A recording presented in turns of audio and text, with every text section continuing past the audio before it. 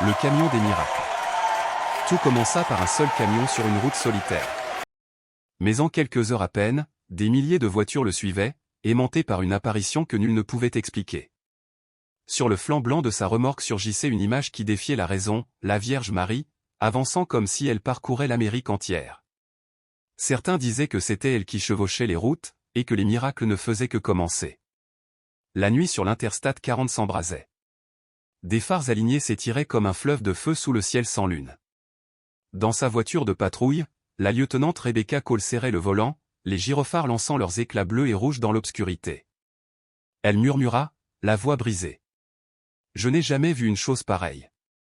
Derrière elle, la procession s'étendait à perte de vue, des milliers de véhicules suivant un seul poids lourd, un Peterbilt rouge tirant une remorque frigorifique. Mais ce n'était pas le camion qui captivait les foules. C'était l'image qui brillait sur sa paroi. La Vierge Marie, peinte comme par une main invisible, ses yeux d'un éclat vivant, presque humain. Plus tôt dans la soirée, un présentateur de journal télévisé avait ouvert son reportage d'une voix tremblante, « Si vous ne croyez pas au miracle, ne clignez pas des yeux ». L'hélicoptère de la chaîne filmait alors la scène vue du ciel. Une mère serrait sa fillette dans ses bras, la déposant sur le bas-côté pour qu'elle voie. L'enfant, malade, lèvres pâles depuis des semaines, se mit soudain à rosir de santé quand le camion passa devant elle. Plus loin, un vétéran de guerre s'effondra, une main crispée sur sa poitrine, avant de sentir le sang revenir dans son bras paralysé depuis des années. Des familles entières tombaient à genoux sur l'asphalte, priant ensemble pour la première fois depuis longtemps. Pour Michael Monsieur Alvarez, au volant, tout avait commencé comme une simple course. Certes, le chargement était sacré et une statue religieuse mais cela restait pour lui une livraison. Pourtant, les médias l'appelaient désormais « le camionneur des miracles ». Des pasteurs parlaient d'une nouvelle épiphanie née sur les autoroutes américaines. Des scientifiques criaient à l'imposture tout en suivant discrètement le convoi. Des anonymes infirmières, fermiers, soldats, routiers abandonnaient leur quotidien pour rejoindre ce pèlerinage roulant. Ce qui n'était qu'une route avait soudain pris la forme d'un fleuve de foi. Mais la nuit ne faisait que commencer, et ce qui attendait Mac allait éprouver jusqu'au plus intime de son âme. Michael, qu'on appelait Mac, roulait depuis près de 30 ans sur les routes d'Amérique. Aux yeux des inconnus, il n'était qu'un camionneur parmi d'autres, silhouette banale croisée sur l'Interstate. Mais pour ceux qui le connaissaient de sa femme Linda, restée à Latch, Texas, et leurs 3 enfants, Jacob, Ava et le petit Eli, il représentait plus qu'un simple chauffeur. Mac était un homme de parole, fier de nourrir sa famille par son travail, convaincu que tenir son volant, c'était une forme de dignité. Jacob, l'aîné, aimait dire à ses amis, « Mon père ne fait pas de grands discours. Il est juste toujours là quand on a besoin de lui. » C'est sa manière d'aimer. Linda, elle, vivait chaque départ avec angoisse, l'air inquiet, un chapelet serré entre ses doigts au seuil de la porte. Leur foi n'était pas fervente, quelques messes de Noël et de Pâques. Pourtant, dans le cœur de Linda, la braise de la croyance n'avait jamais cessé de brûler doucement. Un mardi pluvieux à Newark, Mac reçut un appel qui bouleverserait sa vie. Son patron, Harrington, avait la voix grave. Ce n'est pas un chargement comme les autres. L'archidiocèse cherche un conducteur de confiance. Il faut transporter une statue vieille de 2 siècles, la Vierge de Guadalupe, jusqu'à Albuquerque pour la consécration d'une basilique. L'assurance n'y couvre rien, mais la foi, si. Et je te choisis, toi. Quand Mac franchit le portail de l'abbaye Saint-Benoît, l'air sentait l'encens et la pierre humide. La mère supérieure, sœur Joséphine, l'accueillit avec une autorité sereine. Malgré ses 70 ans, elle dominait l'espace. Monsieur Alvarez, dit-elle en posant la main sur la caisse, cette statue a traversé les siècles, survécu aux guerres, aux inondations, au feu. Elle a vu l'inexplicable. Désormais, elle vous accompagne. La caisse fut placée dans la remorque, température réglée avec précision. Quand Mac signa les papiers, il sentit son stylo trembler. Les yeux sculptés de la Vierge semblaient le suivre. À l'aube, le camion rouge franchit les grilles du monastère. Les sœurs se tenaient immobiles, mains jointes. Sœur Joséphine leva une main en bénédiction. « Va avec Dieu », murmura-t-elle. Au fil des heures, l'ordinaire bascula. À la radio, les chansons s'effacèrent soudain sous des voix latines, un chœur de femmes chantant un hymne ancien. Même après avoir éteint l'appareil, la mélodie résonnait encore dans la cabine, comme si l'air lui-même vibrait de prière. Puis, en entrant dans les Appalaches, un brouillard épais enveloppa la route. Mac ralentit. Dans ce voile blanchâtre, une odeur de rose emplit la cabine. Douce, insistante, irréelle. À la halte suivante, la serveuse du dîner lui lança en riant. « Votre camion sent le fleuriste ?» Mac resta silencieux, le regard perdu vers la remorque blanche. Il comprenait désormais que ce voyage n'était pas ordinaire. Près d'un col surnommé Dead Man's Hollow, le moteur toussa puis s'éteignit, laissant le camion figé dans le silence. Mac sentit la peur lui serrer la poitrine. Alors qu'il tentait en vain de redémarrer, 3 coups secs frappèrent la portière. Un homme surgit de la brume, vêtu d'une salopette bleue, un vieux bonnet noir sur la tête. Son visage ridé rayonnait pourtant d'une étrange sérénité. Autour de lui, la brume semblait se dissiper, comme tenue à distance. « Après-midi, chauffeur, dit-il doucement. Problème de moteur ?» Sans qu'il comprenne d'où il venait, l'homme souleva le capot, ses mains illuminées d'une lueur tremblotante. 10 minutes plus tard, il l'appela. « Essayez maintenant. » Le moteur rugit, plus puissant qu'avant. Mac descendit pour remercier l'inconnu. Mais la route était vide. Aucune trace. Seul un médaillon d'argent représentant la Vierge de Guadalupe pendait désormais à son rétroviseur. À la station-service suivante, un jeune pompiste écarquilla les yeux. « Mec, c'est pas possible. » Sur la paroi immaculée de la remorque apparaissait désormais une fresque immense, la Vierge de Guadalupe, drapée d'azur et d'or, les mains jointes, les yeux brillants comme vivants. La peinture semblait incrustée dans la matière elle-même, sans trace de pinceau ni de vinyle. Les gens affluèrent. Des bikers mirent genoux à terre, casque à la main.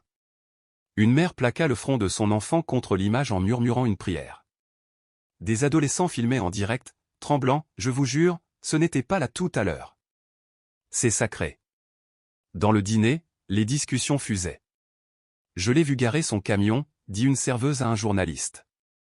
Il était blanc. Blanc comme neige. Et maintenant, regardez. Mac, assis seul au comptoir, n'arrivait pas à toucher son repas.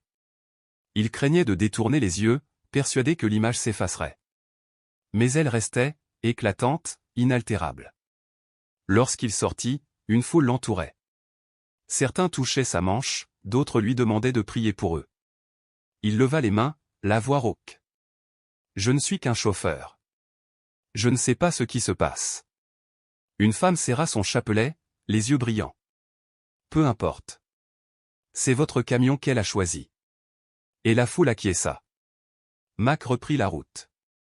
Dans son rétroviseur, la fresque brillait, inaltérable, comme un phare dans la nuit.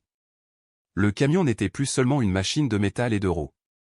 C'était devenu un sanctuaire roulant, un autel lancé sur l'asphalte, et lui, simple routier, portait désormais le poids d'une foi qui débordait des frontières de son propre cœur. Car l'Amérique entière, désormais, suivait le camion des miracles. Alors que le Peterbilt reprenait sa course sur l'Interstate 40, une traînée de phares s'aligna derrière lui, comme un ruban de lumière s'étirant dans la nuit. Ce qui n'avait commencé que comme une simple livraison s'était transformé en toute autre chose, une procession. Pour la première fois de sa vie, Mac comprit que ces kilomètres ne se mesuraient pas seulement en distance. Ils se mesuraient en foi. À peine le convoi avait-il franchi la frontière du Tennessee qu'un premier appel au secours bouleversa le cours de la route. Sur un tronçon désert à l'extérieur de Knoxville, Mac aperçut une femme au bord de la chaussée. Elle agitait les bras avec frénésie, serrant dans ses bras un enfant inerte. Sa vieille berline fumait, capot grand ouvert, contre toutes les règles inculquées aux routiers, ne jamais s'arrêter sur une portion isolée, ne jamais embarquer d'inconnus. Pourtant, avant même d'y réfléchir, son pied s'écrasa sur le frein. La femme se précipita à la portière, le visage ruisselant de larmes. « S'il vous plaît, monsieur, ma fille, elle ne respire plus. L'hôpital est à 30 miles. Je n'y arriverai pas. » Le cœur de Mac cogna dans sa poitrine. La petite ne devait pas avoir plus de 5 ans. Ses lèvres avaient pris une teinte bleue, sa poitrine se soulevait à peine. La voix de la mère se brisa. « Elle s'appelle Hope. Je vous en supplie, aidez-moi à l'emmener à Vanderbilt. » Mac ouvrit la porte d'un geste. « Montez vite. » Le Peterbilt rugit de nouveau sur l'autoroute, feu de détresse allumé, fonçant à toute allure. Chaque seconde comptait. À côté de lui, la femme murmurait des prières en espagnol et en anglais, serrant sa fille contre son cœur. Entre deux sanglots, elle avoua. Les médecins ont dit, pneumonie, qu'elle n'aurait pas la semaine. Mais cette nuit, elle a rêvé d'une dame vêtue de bleu. Elle lui a dit qu'un camion viendrait, un camion béni. J'ai cru qu'elle délirait. Ce matin, quand la voiture est tombée en panne, elle m'a supplié d'attendre au bord de cette route. Max aurait dit. Il voulait dire que ce n'était qu'une coïncidence. Mais en jetant un regard dans son rétroviseur, son souffle se coupa. L'image de la Vierge peinte sur la remorque ne reflétait pas simplement la lumière du soleil. Elle luisait de sa propre clarté, douce et palpitante, comme un battement de cœur. « Madame, murmura-t-il d'une voix sèche, regardez derrière nous. » La mère se retourna et poussa un cri étouffé. La figure peinte semblait vivante, irradiante d'or et de saphir. Une lueur dorée envahit la cabine, enveloppant mère et enfant d'une chaleur lumineuse. Les doigts minuscules de Hope remuèrent, une toux faible jaillit de sa poitrine, puis une plus forte. La couleur revint à ses joues. Ses paupières battirent, elle fixa sa mère et, dans un souffle, esquissa un sourire.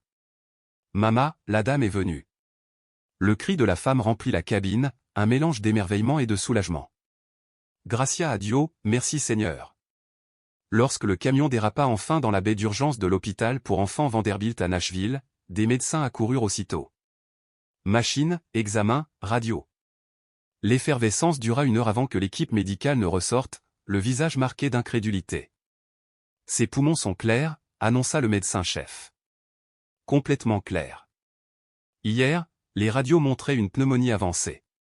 Aujourd'hui, rien. Comme si elle n'avait jamais été malade. La mère s'effondra sur une chaise, serrant son rosaire, répétant d'une voix tremblante. Milagro, miracle. Les journalistes flairèrent l'histoire avant même que Mac ait pu faire le plein. Des camions de télévision affluèrent, caméra en main. Chauffeur, qu'avez-vous vu? Lança l'un d'eux. Mac secoua la tête, la voix basse. Tout ce que je sais, c'est qu'une petite fille n'arrivait plus à respirer. Et que quand nous sommes arrivés ici, elle était guérie. Ne me demandez pas d'expliquer le reste. À l'extérieur, des familles, alertées par les réseaux sociaux, commencèrent à se rassembler. Elles déposèrent des cierges sur le bitume, entonnant doucement Ave Maria au coucher du soleil. Pour Mac, ce fut le moment où il cessa d'appeler cela un simple travail. Quelqu'un, ou quelque chose, voyageait avec lui. Et Hope, l'enfant condamné qui venait de renaître, devint le premier signe indéniable que ce voyage dépassait tout ce qu'il avait jamais imaginé. À l'aube, Mac n'était plus un routier anonyme. L'histoire de la guérison de Hope s'était répandue plus vite que n'importe quelle rumeur de convoi. Dans les couloirs d'hôpital, les infirmières la murmuraient. Sur les terrains de jeu, les parents la répétaient. Quand Mac reprit la route vers l'ouest, les hashtags liés à son camion grimpaient déjà dans les tendances nationales. Des vidéos de la remorque illuminée avaient fait le tour de millions d'écrans en une nuit. D'abord, ce furent de petites choses. Une famille en minivan s'aligna derrière lui pendant 50 miles, phares immobiles comme reliés aux siens. Puis vinrent des pick-up ornés de chapelets suspendus au rétroviseur. À Jackson, Tennessee, la file de véhicules derrière lui s'étendait au-delà de ce que ses rétroviseurs pouvaient refléter. De sa voiture de patrouille, l'agente Rebecca Cole appela la radio centrale. Contrôle, je ne sais même pas comment décrire ça. On dirait un pèlerinage sur l'île 40. Il ne colle pas à son pare-choc, il prie. Les conducteurs baissaient leurs vitres pour jeter des fleurs sur l'asphalte au passage du camion. Des motards lâchaient le guidon, bras levés vers le ciel.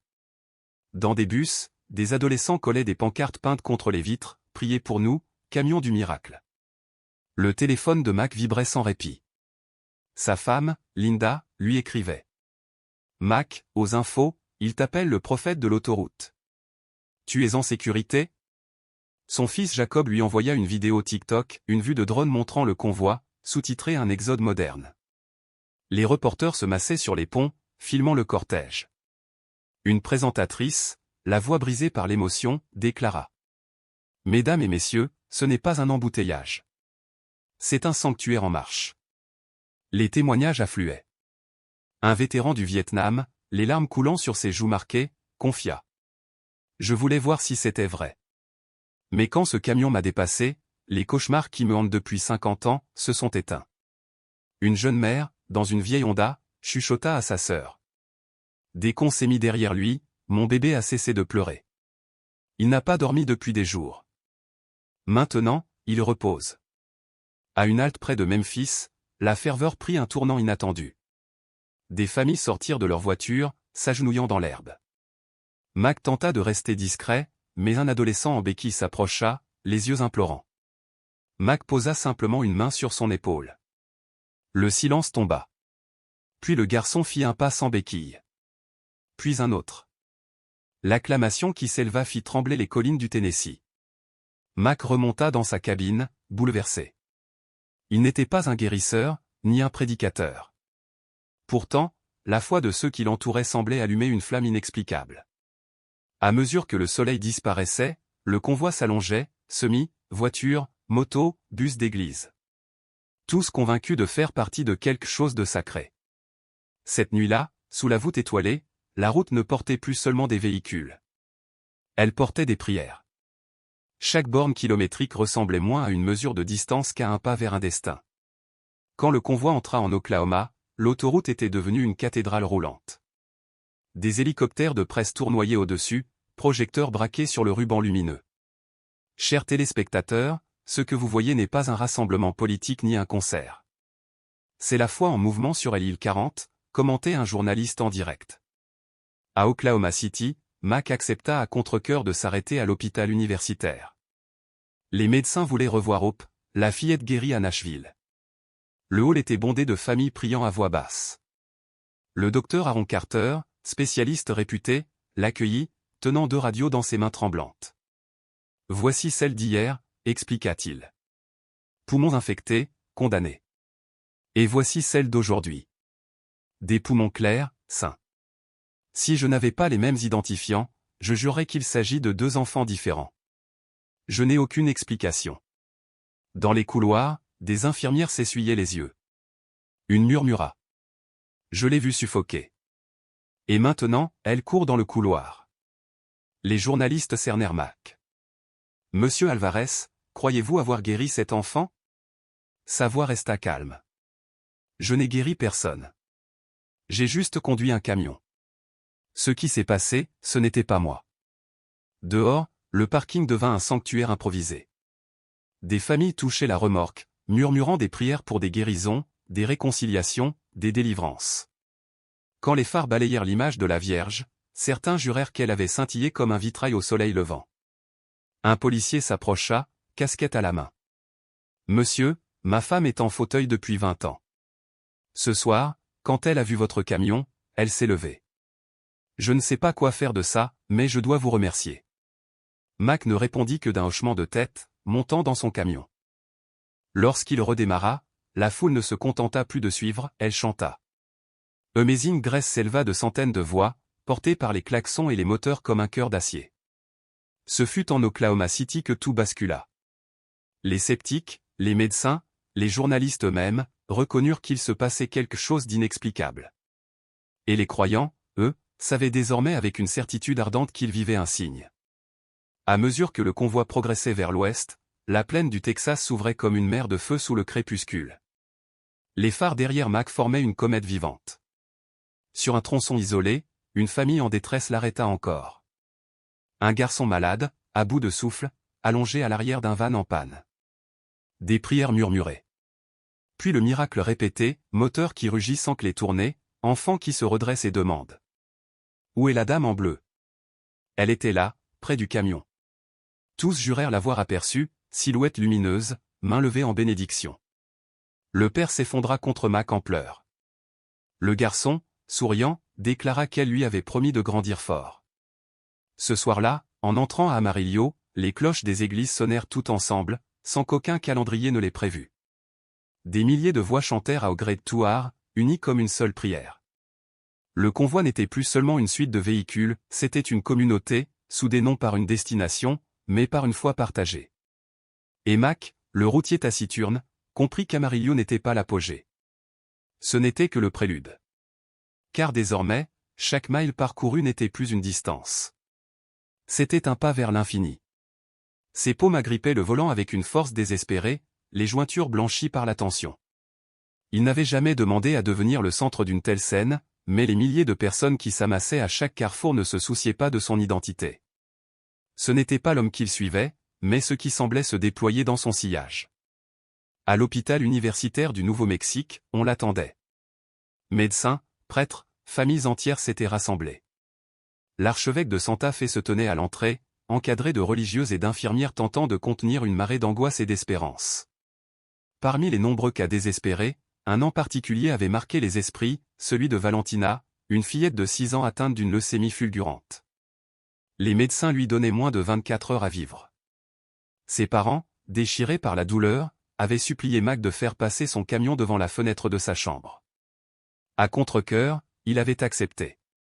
Le convoi ralentit, ses phares projetant une clarté tremblante sur les murs de l'hôpital. Dans l'aile pédiatrique, les fenêtres s'emplirent de silhouettes, des enfants posant de petites mains fébriles contre le verre, des regards brillants d'attente et d'espoir. Dans l'une de ces chambres, Valentina gisait immobile, blême, reliée à des machines dont les bips mécaniques semblaient battre à la place de son cœur. Sa mère, prostrée, serrait un scapulaire usé contre sa poitrine, son père murmurait d'une voix brisée. « S'il vous plaît, qu'elle voie au moins le camion. » Puis ce fut l'inattendu. Lorsque l'image de la Vierge peinte sur la remorque s'aligna avec la fenêtre de Valentina, un éclat jaillit. Ce n'était pas le reflet cru des phares, mais une lumière dorée, douce et stable, comme un lever de soleil fixé sur l'acier. Le rayonnement se répandit jusque dans les couloirs, pénétrant par les vitres. Des infirmières laissèrent échapper des cris étouffés. Les moniteurs s'affolèrent, puis soudain se calmèrent. Les paupières de Valentina battirent faiblement, puis ses yeux s'ouvrirent, clairs pour la première fois depuis des jours. Ses lèvres esquissèrent un sourire. « Mama » murmura-t-elle d'une voix étonnamment limpide. « La dame a dit que je pourrais jouer encore. » Le couloir explosa en sanglots, en cris, en prières. Les médecins accoururent, vérifiant ses constantes, elle grimpait vers la normale, son oxygène sanguin se stabilisait. Une infirmière laissa tomber son dossier, les larmes inondant son visage. « C'est impossible, elle reprend des forces. » Dehors, la nouvelle se propagea instantanément. La foule rugit, et les voix se mêlèrent en un seul chœur, Ave Maria. Des inconnus s'agenouillèrent sur l'asphalte encore tiède du soleil de la journée. Mais le miracle ne se limita pas à l'enfant. Une grand-mère arrivée en fauteuil roulant se leva et marcha, seule, sous les regards incrédules. Un adolescent ôta ses appareils auditifs, affirmant qu'il entendait chaque note de l'hymne. Un homme brandit des clichés médicaux, puis les déchira en sanglotant, ses tumeurs s'étaient volatilisées. Je le sens vraiment. Même les policiers, chargés de contenir la foule, se retrouvèrent à pleurer aux côtés des inconnus qu'ils devaient surveiller. Des journalistes oublièrent leur micro, submergés par l'instant. Des secouristes chevronnés avouèrent qu'en une heure ils avaient vu renaître plus de vie que durant toute leur carrière. Au-dessus d'eux, les caméras captèrent un phénomène inexpliqué, les nuages se modelaient en forme de main tendue, des rayons de lumière traversaient le crépuscule, illuminant le convoi comme si le ciel s'était entrouvert. Dans sa cabine, Mac demeurait figé. Il n'était plus celui qui guidait la route, il suivait un courant invisible, quelque chose de plus vaste que tout ce qu'un homme pouvait commander. Ce soir-là, Albuquerque n'était plus une simple étape sur une carte. La ville entière était devenue un sanctuaire. Les milliers d'âmes agenouillées dans ces rues savaient qu'ils n'étaient pas seulement témoins de miracles, ils en étaient devenus acteurs. Lorsque le convoi dépassa enfin Albuquerque et ralentit, un silence lourd enveloppa la cabine de Mac. Pendant des heures, il avait roulé au milieu d'une mer humaine, traversant des miracles que nulle mémoire ne pourrait recenser. Mais une vérité plus profonde pesait désormais en lui, ce voyage n'avait jamais été seulement celui d'une statue transportée. À une aire de repos dominant le désert, le convoi s'arrêta pour la nuit. Des familles déroulèrent des couvertures sur l'asphalte, des prêtres menèrent des chapelets sous les étoiles, les caméras diffusaient chaque instant. Mac, lui, s'éloigna, gravissant une petite colline à l'écart. Le ciel vaste du Nouveau-Mexique s'étendait au-dessus de lui, et le poids de la route s'abattit sur ses épaules. « Je ne suis qu'un routier », lâcha-t-il dans le vent. « Pourquoi moi ?» Alors, cela se produisit. Une chaleur discrète, presque imperceptible, commença à croître derrière lui. Mac se retourna, s'attendant à voir des phares. Mais c'était la remorque qui resplendissait, plus brillante que la lune. L'image peinte de la Vierge semblait vibrer d'une vie propre. Et ses yeux bougèrent. Mac s'effondra à genoux. En contrebas, certains veilleurs levèrent le doigt, d'autres s'écrièrent. Mais pour lui, le monde avait disparu. Les paroles ne résonnaient pas dans ses oreilles, elles s'inscrivaient directement dans son cœur. Enfant, tu m'as porté comme un simple chargement. Mais c'est moi qui te porte désormais comme mon messager. Ce qui n'était que fret est devenu mission. N'aie pas peur de la route à venir. Elle t'a été choisie avant même ta naissance. Les larmes creusèrent ses joues. Je n'ai ni sermon, ni théologie, balbutia-t-il. Seulement des mains calleuses et des kilomètres usés. Et c'est pour cela que tu as été choisi. La foi ne naît pas seulement dans les chairs, mais sur les routes ouvertes, dans les mains qui peinent et persistent. Tes kilomètres seront mon évangile. Un souffle puissant balaya la crête, pliant l'herbe sèche. En bas, la foule vit l'image entière de la Vierge flamboyer comme un soleil. Certains s'affaissèrent face contre terre, d'autres levèrent les bras vers le ciel. La policière Rebecca Cole, plus tard, raconta à la presse d'une voix tremblante. Ce n'était pas Mac qui parlait là-haut. C'était quelque chose de plus haut. Pour la première fois de ma carrière, j'ai posé mon insigne et j'ai prié. À l'aube, l'aire de repos était devenue un sanctuaire. Des pèlerins affluaient, non pour réclamer des miracles, mais pour toucher les mains calleuses de Mac, l'appelant frère, messager, instrument. Il protestait, jurant qu'il n'était pas prophète. Mais déjà, son téléphone s'emplissait d'appels venus d'évêques, de journalistes, d'inconnus de l'étranger. Le message voyageait plus vite que tout convoi. Un simple routier était devenu un vase sacré. Mac comprit alors que la livraison à Santa Fe ne serait pas une fin. Ce n'était que le commencement d'une route qu'aucun GPS ne pouvait tracer. Une mission qui n'appartenait plus à un seul homme, mais à toute âme prête à croire que le divin pouvait voyager à leur côté sur l'autoroute. Ce matin-là, lorsque le moteur du Peterbilt rugit de nouveau, Mac posa une main sur son volant usé et l'autre sur le petit médaillon de la Vierge désormais suspendu à son tableau de bord. La route s'ouvrait vers l'ouest, inondée de la première lumière. Et la voix résonnait encore en lui, « Conduis, et je ferai le reste. » Au crépuscule, alors que le soleil se noyait derrière l'horizon désertique, le convoi reprit son chemin. Les phares s'allumèrent les uns après les autres, formant une rivière vivante.